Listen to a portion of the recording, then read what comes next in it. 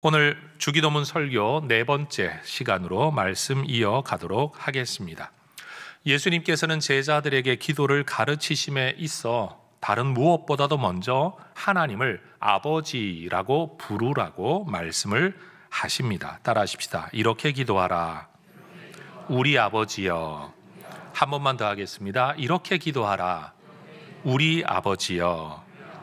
한글 성경에서는 하늘에 계신 우리 아버지라고 하늘이라는 단어가 제일 먼저 나오지만 성경을 기록한 원어에서는 마태복음이나 누가복음 모두가 아버지, 헬라어로는 파테르라는 단어가 가장 먼저 등장합니다.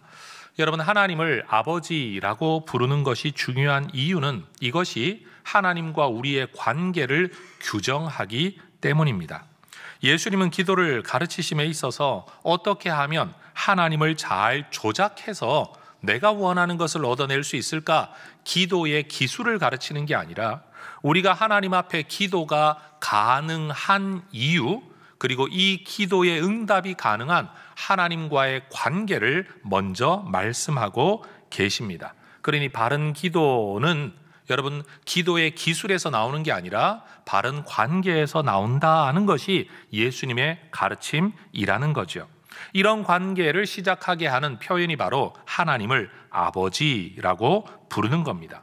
우린 어떻게 하면 내가 원하는 것을 얻어낼까? 그래서 시중에 나와 있는 대화법, 때로는 소통하는 법, 협상의 기술, 등등 많은 책들을 저도 좀 읽어보지만 대부분은 내가 원하는 대로 뭔가를 이끌어내기 위한 수단으로서의 언어, 수단으로서의 관계를 많이 이야기를 합니다. 많은 분들이 기도를 이야기할 때도 어떻게 내가 기도하면 하나님이 빨리 응답하실까? 많이 응답하실까? 라는 관점으로 기도를 접근하는 경우가 많습니다. 그러나 기도는 하나님 앞에 뭔가를 얻어내는 기술이 아니라 하나님과 바른 관계를 유지해 나가고 누려나가는 방법이 기도라는 것을 알아야 합니다. 능숙한 달변의 말솜씨가 기도의 응답을 가져오는 게 아니라 하나님의 은혜, 그리고 그 은혜를 받을 만한 자격을 가진 하나님과의 관계가 기도의 응답을 가져온다는 겁니다. 그러니 여러분 꼭 기억해야 될 것, 우리의 기도는 하나님과의 관계 맺음 그 위에서 기도가 가능해지는 거다. 관계가 없다면 기도도 불가능하다라는 사실을 꼭 기억해야 할 겁니다. 그런데 구약 성경의 기록 안에서 보자면 사람 편에서 하나님을 아버지라고 호칭하는 경우가 거의 없다고 성경학자들이 이야기를 합니다. 때때로 모세를 비롯한 선지자들이 하나님을 아버지다라고 칭하는 경우가 있기는 하지만 이때는 대부분 우리 인간의 존재의 근원으로서의 창조주 하나님을 아버지라고 표현하는 경우이지 관계성에 있어서의 아버지라는 의미는 사용된 적이 없다라는 겁니다. 그러니 예수님 당시에 유대인들도 하나님께 기도는 하지만 하나님의 이름을 부르기는 하지만 하나님을 아버지라고 부르는 경우는 거의 없습니다. 그런데 예수님께서는 이 땅에 계시는 동안 끊임없이 하나님을 아버지라고 부릅니다. 여러분 화면을 보면 기가 좀 질리시겠지만 마태복음과 요한복음에서 예수님께서 하나님을 아버지라고 부른 중요한 구절들만 제가 뽑아서 지금 화면으로 보여드립니다. 그런데 특징이 있어요.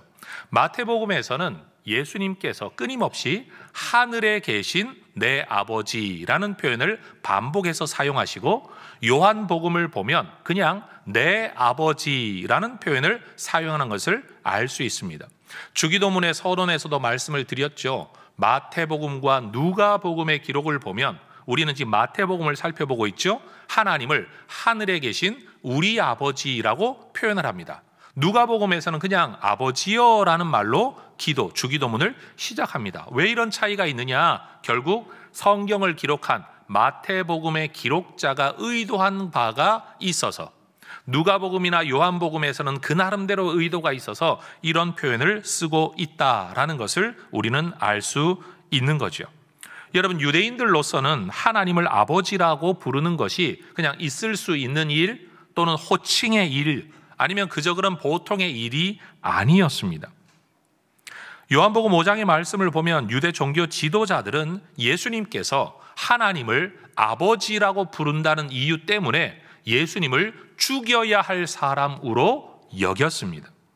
왜냐하면 유대인들에게 있어 아버지와 아들이라는 개념은 아버지와 같은 자격을 가진 상속자, 같은 속성과 권위를 가진 존재로 인정되기 때문입니다. 그러니 하나님을 경외하는 유대인들의 관점에서는 인간이 감히 하나님과 같은 속성, 같은 권위를 가지고 있다, 이걸 받아들일 수가 없는 겁니다. 그런데 예수님은 끊임없이 자기를 내 아버지, 내 하늘의 아버지라는 말을 계속 하고 계셨다라는 거죠. 그러니 여러분, 우리가 오늘날 하나님을 아버지라고 부르는 일은 뭐 그냥 당연한가 보다, 그저 그런가 보다라고 생각해서는 안 될 일이라는 거예요. 만약 우리가 예수님 시대를 살았다면 우리도 하나님을 아버지라고 부른다는 이유로 맞아 죽을지도 모를 이 어마어마한 일이에요. 그런데 여러분, 이 일이 여러분에게 감동이 안 된다면 저는 홍길동 이야기를 할 수밖에 없어요.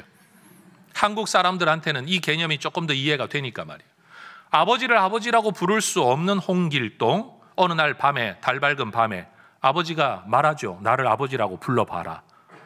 여러분, 그게 그냥 그런 일이라면 왜 그런 소설이 나오고 그게 왜 지금까지 우리가 교육을 받아야 될 이야기가 되었겠습니까? 신분 차별의 문제가 너무나도 중요하고 심각해 아버지라는 호칭조차도 아무에게 허락되지 않았던 시대가 있었다.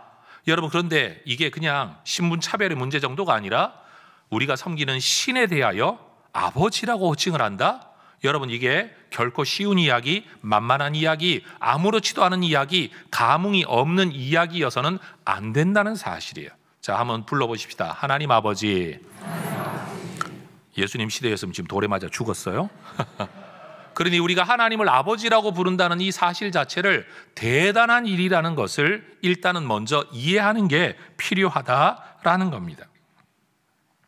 그런데 우리가 하나님을 아버지라고 부를 때 우리는 우리의 기억 속에 내가 경험한 아버지에 대한 어떤 이미지를 하나님 아버지라는 이 표현 속에 자기도 모르게 투사하는 경우가 있는 것 같습니다. 오죽하면 예수님께서 하나님에 대하여 사용하셨던 이 아버지라는 호칭이 전 근대적인 가부장적 시대의 유산이다 라고 이야기를 하면서 오늘날 어머니 하나님을 이야기하는 이단까지 생겨났다라는 겁니다.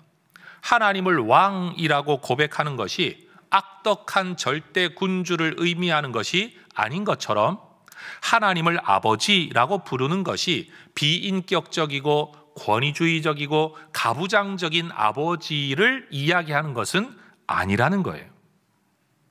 하나님을 아버지라고 부를 때 내가 경험한, 다시 말해 왜곡된, 뒤틀려진, 부족한 인간성을 가진 아버지상을 떠올릴 게 아니라 예수님께서 말씀하시는 그 아버지를 우리가 생각해야 되는 거예요. 그러니까 이 누가복음에서도 보면 주기도문이 기록된 배경 속에 11장 이 말씀 속에 보면 예수님이 말씀하시는 아버지는 무책임하거나 이기적이거나 폭력적인 아버지가 아니라 우리의 필요를 알고 채우는 사랑의 아버지, 좋은 것을 주시려고 하는 아버지의 이미지를 담고 지금 하나님을 아버지라고 부르라고 말씀하시는 거예요. 그리고 오늘 우리가 살펴보고 있는 이 마태복음 6장의 본문 속에서도 여러분 주기도문의 서론격이 되는 9절부터 주기도문이 기록되어 있는데 바로 앞 8절에도 보면 구하기 전에 너희에게 있어야 할 것을 하나님 너희 아버지가 알고 계신다. 좋은 아버지의 이미지로서 이런 하나님을 아버지라고 부르라고 말씀하고 있는 거죠. 여러분, 예수님은 우리에게 하나님을 아버지라고 부르라고 가르치고 계십니다. 그러니 이 말씀을 순종하여 받는다면 우리는 하나님의 이름을 부를 때 아버지라고 부르는 것이 믿음의 반응인 줄로 믿습니다. 우리는 예수 안에서 하나님과 아버지 자녀 관계를 맺게 되는 겁니다. 우리의 필요를 아실 뿐만 아니라 구하기 전에도 이미 그것을 아시고 채우기를 원하시는 하나님. 한 번 더 따라 하십시다. 하나님 아버지. 여러분, 이것이 늘 하나님에 대한 우리의 호칭, 부름이 되기를 주의 이름으로 축원합니다. 그런데 예수님은 하나님을 아버지라고 부를 때 아버지 또는 나의 아버지라고 부르지 않고요, 우리 아버지라고 부르라고 말씀을 하십니다. 하나님을 아버지라고 부르는 것이 우리와 하나님의 관계에 대한 설정의 문제라면, 이 하나님을 우리 아버지라고 부르는 것은요, 하나님과 우리의 관계만이 아니라 하나님을 아버지라고 부르는 사람들과 내가 어떤 관계에 있는가에 대한 문제에 대한 고백이라는 겁니다. 다시 말합니다. 하나님을 아버지라고 부르는 건 하나님과 우리의 관계에 대한 문제이지만, 하나님을 우리 아버지라고 부를 때는 그 하나님을 아버지로 모시는 사람들과 내가 어떤 관계를 맺고 있는가를 보여주는 고백이라는 거예요. 우리가 하나님을 아버지라고 부름으로써 우리는 하나님의 자녀가 됩니다. 그런데 자녀가 유일한 자녀가 아니죠. 자녀들 가운데 한 사람이 되는 겁니다. 우리가 하나님을 나의 아버지라고 부르지 않고 우리 아버지라고 부름으로써 우리는 하나님을 아버지라고 부르는 모든 사람들을 내 형제와 자매로 여기게 되는 거예요. 여러분, 한국 교회 안에는 재미난 예화, 재미난 이야기들이 많이 있어요. 시아버지를 전도해서 교회를 갔더니 며느리가 하나님 아버지 하니까, 그럼 나는 하나님을 뭐라고 불러야 되나? 내 며느리의 아버지인데? 여러분, 이런 이야기들이 한국 안에 많이 있지 않습니까? 중요한 건 우리 옆에 지금 앉아있는 모든 분들이 바로 하나님을 아버지라고 부른다는 점에서 우리의 형제, 자매가 되는 겁니다. 한번 인사하십시다. 우리는 형제입니다. 우린 자매입니다. 네. 그런데 부모 자녀가 앉아가지고 지금 같이 하나님 아버지를 부르니 족보가 꼬였다고 생각하는 분들 오해하지 마시기를 바랍니다. 우리는 하나님을 아버지라고 고백함으로써 하나님의 자녀된 울타리 안에 들어서게 됩니다.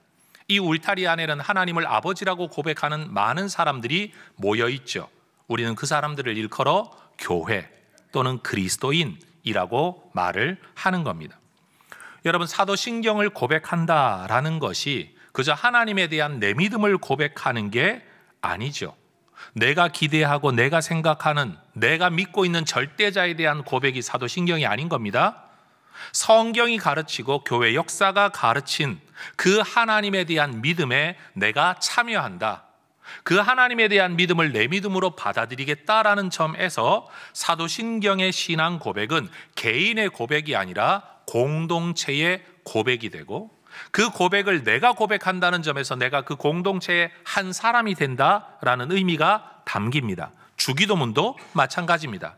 내가 원하는 것을 내가 믿는 절대자에게 내가 기도한다는 게 아니라 예수님이 가르치고 교회 공동체가 이것을 우리의 기도로 삼고 있는 기도를 내 기도로 받는다라는 점에서 이 기도는 나의 기도만이 아니라 공동체의 기도가 되는 것이고, 내가 그 기도를 내 기도 제목으로, 그 기도의 방향성을 내 삶의 방향성으로 받아들인다라는 점에서 이건 역시 공동체적입니다.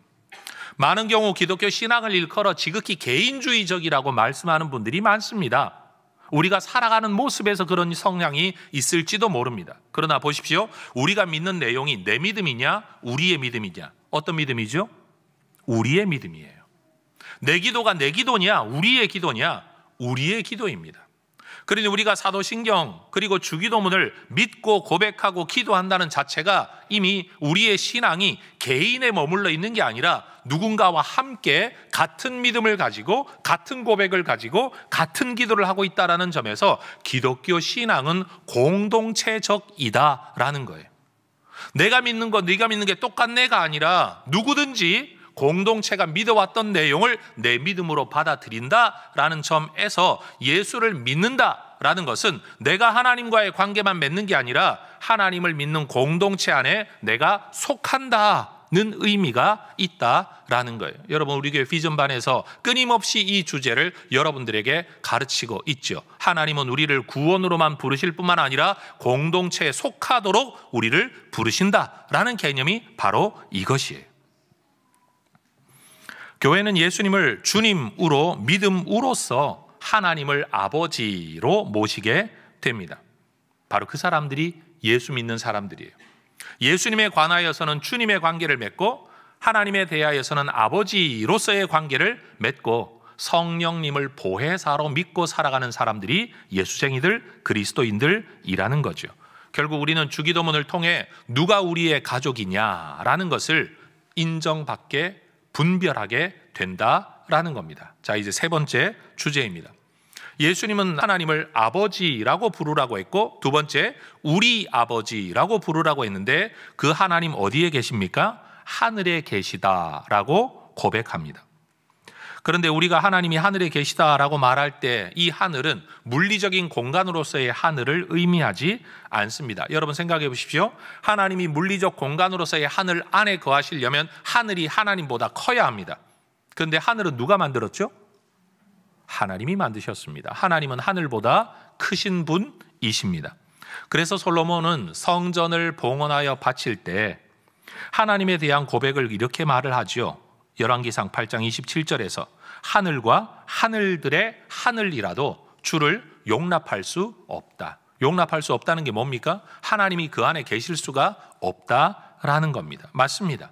물리적 공간으로의 하늘이 하나님을 다 담아낼 수가 없는 겁니다. 대신 열왕기상 8장 30절에서는 뭘 말하는가? 하나님을 담아내지 못하는 물리적 하늘과 하나님이 계시는 곳 또는 계시는 존재 방식이라고 여겨지는 하늘하고는 완전히 다른 개념이라서 하나님이 어디에 어떻게 계시는지 알 수는 없지만 우리가 개념적으로 주께서 계신 곳을 하늘이라고 부를 뿐이다라는 거예요. 따라하십시다. 주께서 계신 곳 하늘. 한 번 더, 주께서 계신 곳 하늘. 이게 성경이 가지고 있는 하늘의 개념이에요. 하늘을 말할 때 저 하늘을 바라보는 게 아니라 주께서 계신 곳이라고 여겨지는 개념적인 어떤 처소로서의 하늘을 우리가 말을 한다라는 거예요. 여러분, 유대인들은 하나님의 이름 함부로 거론하지 마라라는 십계명에 근거해서 하나님의 이름 자체를 그 입에 올리기를 굉장히 꺼려 하였습니다. 그런데 여러분, 이방인들을 대상으로 쓰여진 누가복음에서는 예수님이 하셨던 말씀에 하나님 나라라는 표현이 등장합니다. 여기 하나님이라는 이름을 써도 큰 구애받지 않는 이유가 이방인들을 대상으로 이 글이 쓰여졌기 때문입니다. 그런데 유대인들을 대상으로 쓰여진 복음서인 마태복음에서는 하나님 나라라는 표현이 안 나옵니다. 대신 어떻게 나오느냐? 하늘나라라는 말로 표현을 바꿔 사용합니다. 결국 하나님이 계신 곳 하늘이라는 개념을 상호 교차되게 사용했다는 것을 우리는 알 수 있게 되는 거죠. 그러니 여러분, 이 주기도문에서도 하늘이라고 말할 때 이것은 인간의 영역을 넘어서는 신적인 영역, 인간의 지식과 이해를 넘어서는 미지의 영역, 인간이 감히 다 설명해낼 수 없는 어떤 개념적인 용어로서 하늘을 사용하고 있는 겁니다. 그런데 하나님을 우리가 아버지라고 부를 때는 우리와 친근한, 우리와 함께 계시는, 다른 표현을 하면 내재적인 하나님이라고 말할 수 있겠죠? 그런데 그 하나님은 우리와 함께 하시는 만만한 하나님이 아니에요. 그 하나님은 하늘에 계신 하나님, 다른 말로 하면 초월자, 초월적 존재로서의 하나님, 하나님이 가지고 계신 이 두 가지 개념과 속성을 우리는 이 주기도문에서 고백하게 되는 거죠. 좋으신 아버지인데 어디에 계시다고요? 하늘에 계신 우리 아버지라는 말입니다. 예수님은 우리에게 이렇게 하나님을 아버지라고 부르라고 하심으로써 예수님이 누구인가를 우리에게 명료하게 보여주십니다. 예수님은요, 하나님을 아버지라고 부를 수 있도록 권한을 주실 수 있는 유일한 분이십니다. 왜냐하면 그분이 곧 하나님이실 뿐만 아니라 그분이 하나님의 유일한 아들이시기 때문에 말입니다. 그러니 여러분, 우리는 주기도문을 통해서 단순히 예수님이 기도를 가르치셨다라고만 말할 게 아니라 이 기도를 가르치신 예수님이 누구인가, 우리한테 하나님을 아버지라고 부를 수 있는 권한을 주실 수 있는 분이라는 사실을 기억해야 합니다. 예수님 말씀하셨죠. 누구든지 나로 말미암지 아니하고는 아버지께로 올 자가 없느니라. 이 가르침을 물려받은 사도들은 말했습니다. 천하인간의 구원을 받을 만한 다른 이름을 우리에게 주신 일이 없음이니라. 여러분, 예수님이 유일한 하나님의 아들, 우리의 구세주, 우리에게 하나님을 아버지라고 부를 수 있는 자격을 주시는 분이심을 믿으시기를 축복합니다. 그러니 여러분, 예수를 믿지 않는데 하나님을 아버지라고 부를 수가 없는 거예요. 세상에 어떤 종교이든지 한번 가보십시오. 신을 아버지라고 부르지 않습니다. 그리고 자녀라고 말하지도 않습니다. 오직 우리에게는 예수 안에서 하나님의 자녀됨의 권세가 주어졌다. 세상에서 일반 종교에서는 기도는 늘 사람들이 신을 감복시켜야 됩니다. 만족시켜야만 됩니다. 그래야 응답이 옵니다. 그런데 성경은 그렇게 말하지 않습니다. 하나님을 감동시켜야 응답받는다라고 말하지 않고 너희가 구하기 전에 너희의 필요를 하나님이 아신다. 자녀됨 때문에 우리에게 응답하신다라고 성경이 가르치는 거예요. 그러니 여러분, 우리의 기도는 일반 종교의 기도와는 굉장히 차이가 있다는 것을 우리가 먼저 인식해야 합니다. 동시에 예수님께서 당신이 하나님의 유일한 아들이시며 우리에게 하나님의 아들 자녀가 될 자격을 주실 수 있는 분이라는 것과 함께 사실은 예수님이 이 땅에 오셔서 일하신 목적 자체가 우리를 하나님의 자녀 삼기 위함이었습니다. 에베소서 2장 3절을 보면 성경은 우리를 두고 본질상 진노의 자녀라고 이야기합니다. 태생이 그러하고 본질이 그러하고 현실이 그러하다. 진노 안에 태어나 진노 안에 살다가 진노 가운데 들어갈 수밖에 없는 존재, 본질상 진노의 자녀. 그게 우리의 본질의 모습이라는 겁니다. 심지어 예수님은 요한복음 8장 44절에서 우리를 일컬어 마귀의 자녀라고 말씀하기도 하셨습니다. 하나님은 본질상 진노의 자녀요, 마귀의 자녀인 우리를 당신의 자녀 삼으시려고 그 아들을 보내시죠. 갈라디아서 4장.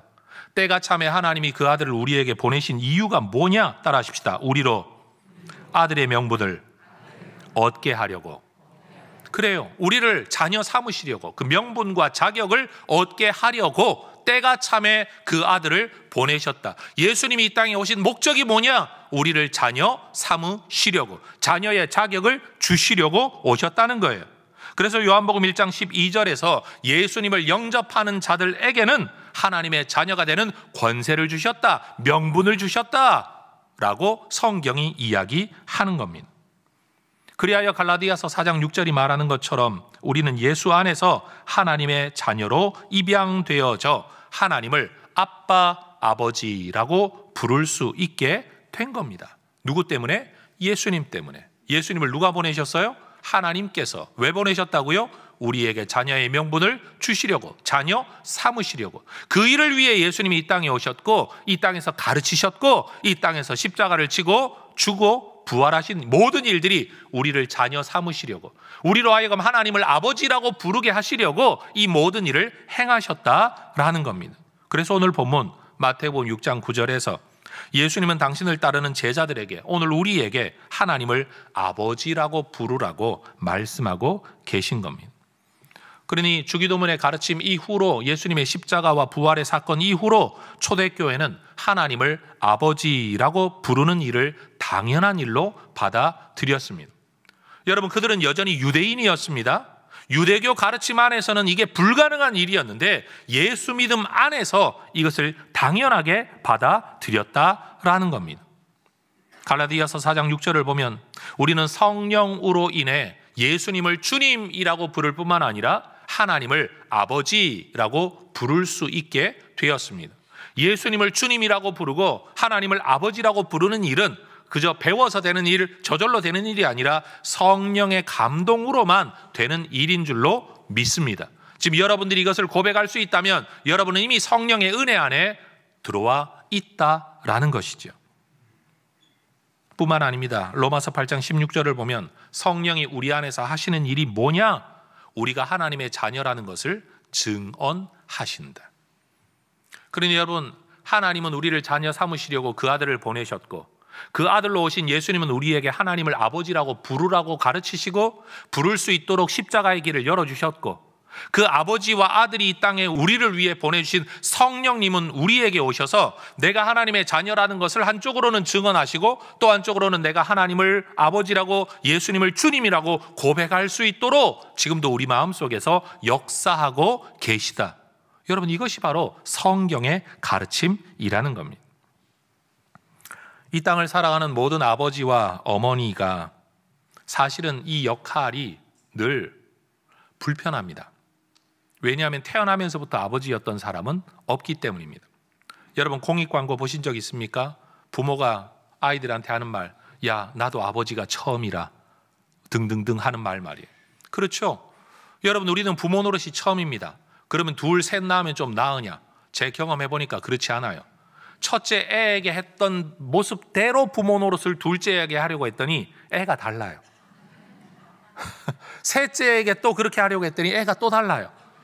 여러분 알고 보면 우리는 모든 자녀들에게 딱 맞는 부모 노릇을 못하고 있는 존재예요. 심지어는 내 마음, 내 감정 하나도 추스리지 못하는 게 우리이죠. 자녀에게 뭔가를 해주고 싶어도 해줄 만한 능력이 늘 부족한 게 우리의 모습입니다. 내 자신 안에 악함이 있고 미숙함이 있어요. 무능력함이 있어요. 그러니까 좋은 부모가 되고 싶다는 열망은 있지만 좋은 부모로 살아갈 능력이 우리 안에 없다는 것을 우리는 늘 느낀다라는 거죠. 심지어 아무리 자녀를 위한 선한 의도를 가지고 있다고 하더라도 여러분 좋은 뜻으로 자녀에게 다가가면 자녀들이 언제나 받아주던가요? 그렇지 않아요. 좋은 뜻으로 다가가도 갈등이 있고 문제가 생겨나는 게 인간이라는 겁니다. 그런데 우리의 하나님은 우리를 지으신 분이시기 때문에, 인간을 만드신 분이시기 때문에 우리의 필요를 아실 뿐만 아니라 우리의 필요를 채울 능력도 가지고 계신 분, 자기 마음과 감정을 못 다스리는 분이 아니라 여러분 가장 좋은 것을 우리에게 주시는 하나님이시라는 거예요. 그러니 로마서 8장 32절에서는 우리에게 그렇게 가르치죠. 자기 아들을 아끼지 아니하시고 우리를 위해 내어주신 그분 앞에 기도하러 나아가라 라는 겁니다. 왜 기도가 가능하냐? 야, 너 하나 살리려고 자기 아들까지 주신 분이 네 기도 안 들어주시겠냐? 이게 성경이 우리에게 가르치고 있는 내용이라는 겁니다. 그런데 그것도 내가 너를 구원시켜줬는데 무슨 낯짝으로 기도까지 하냐가 아니라 자기 아들과 함께 모든 좋은 것을 너희에게 주시지 않겠느냐.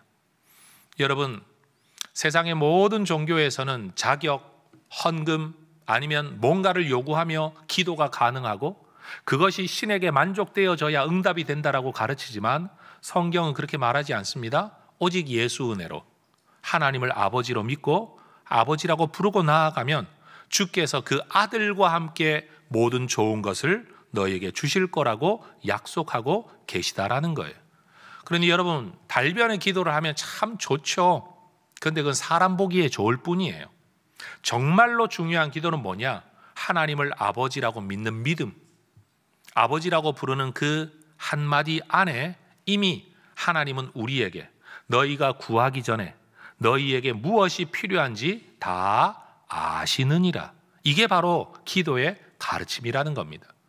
여러분 기도 너무 잘하려고 애쓰지 마시기를 주의 이름으로 축복합니다. 기도 잘하면 좋겠다 하지만 기도 잘해서 좋은 건 사람한테 칭찬받는 것 말곤 다른 거 하나도 없습니다. 진짜 기도 잘하는 건 뭐냐? 하나님을 아버지로 믿는 믿음이고 아버지라고 부르는 탄식 한마디예요. 어린아이가 그냥 엄마 한마디만 불러도 아이에게 뭐가 필요한지를 육신의 엄마도 다 아는데 하나님이 왜 모르시겠습니까? 그걸 무슨 말로 꾸며가지고 더 잘 표현해서 설득을 해서 그래야 뭘 얻어내는 거. 여러분 청소년 시기에 잔머리 굴리지 않습니까? 내가 무슨 말로 아버지한테 돈을 달라 그래야 아버지가 돈을 줄까? 마치 그런 사고방식을 가지고 하나님 앞에 나와 기도하니까 어떻게 말을 하고 얼마나 길게 해야 되고 무슨 표현을 써서 어떻게 해야 하나님은 우리한테 속는 분이 아닙니다. 여러분 그냥 아버지라는 것으로 족하다. 그거 바로 예수님의 가르침이라는 겁니다.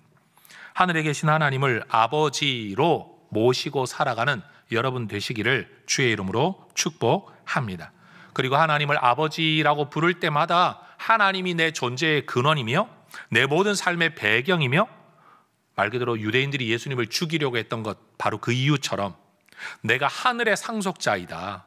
이 땅과 내세에 하나님과 함께 살아가야 될 존재다라는 사실을 되새기게 되는 믿음의 고백으로서의 하나님 아버지를 말할 수 있는 여러분 모두가 되실 수 있기를 축복합니다.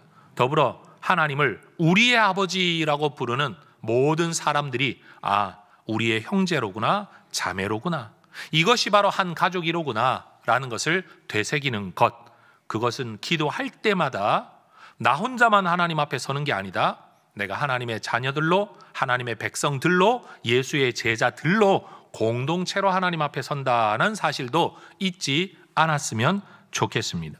그래서 이어지는 주기도문의 구체적인 예수님의 가르침을 통해서 하나님을 아버지로 모시는 자들이, 나 혼자만이 아니라 함께 그렇게 하나님을 섬기는 자들이 어떤 방향성을 가지고 어떤 필요에 대한 간구를 가지고 이 땅을 살며 기도하며 살아가야 되는가를 주기도문을 통해 배워갈 수 있기를 주의 이름으로 축원합니다. 기도하겠습니다.